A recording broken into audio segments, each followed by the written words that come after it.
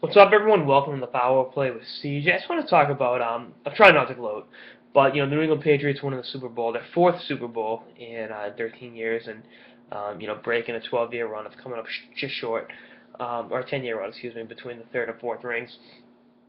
And talk about going up with the Bruins going to the deadline.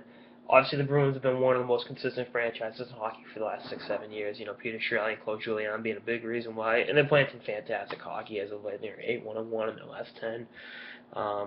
They're really turning around after kind of a slow start to the season and some ups and downs. But you know, going into the deadline, when you're trying to build a team, is the pressure for Chiarelli higher than any other general manager? Not because of the hockey aspect of the market, like in Toronto or Montreal, but because of the other teams in the market. And again, the Bruins won the Stanley Cup in 2011. He's already delivered a championship, but every single year for him, the Red Sox, with John Henry and with that ownership, and obviously with the Patriots with Bill Belichick and Mr. Kraft. It's championship or bust. Obviously, the Celtics are in a little bit of a downward spiral, but still, championship in 2008. That wasn't that long ago. What's it like to be surrounded by all these other teams that are winning consistently, and what additional pressure does it put on? Because I really think Shirley's in an interesting situation here. And again, it's me just gloating that the teams I root for win a lot, but to kind of look at it through that perspective, it's like, oh, wow, it's like keeping up with the Joneses, But I just think you look at the Bruins, like the Patriots and the Red Sox, they've won a combined total of 7 championships in the last 12 years, and they've each won. The Sox won in 2004, 2007, and 2013. The Pats won, the three early in the decade, and this past one, 48 hours ago.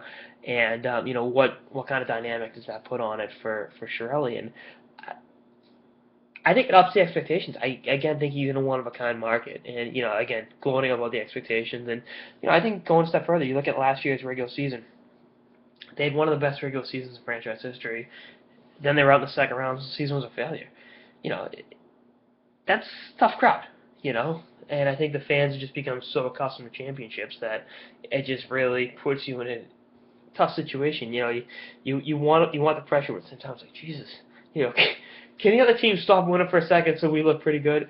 And I think it was Charles Barkley who was at a Patriots game last year and just said, I think fans take this for granted. He goes, it's Super Bowl and bust every year, and how hard it is to have a team every single year that's in the thick of it, in the AFC Championship game, and winning 10, 12 games a year.